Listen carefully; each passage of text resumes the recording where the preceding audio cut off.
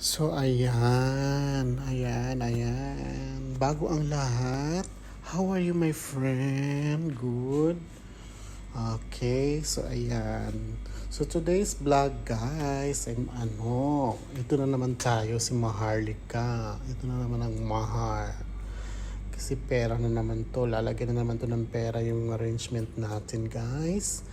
Kaya, noong nakaraan pinost ko na ito pero wala pa siyang bulaklak, pero ito na siya, guys. Lalagyan na natin siya ng flowers. So ayan, ang ginamit ko ng flowers dyan is number 1 is a cymbidium, and also the small one, this one. Yung maliit niya, wala na tayong mga English. Yung maliit niya is orchids.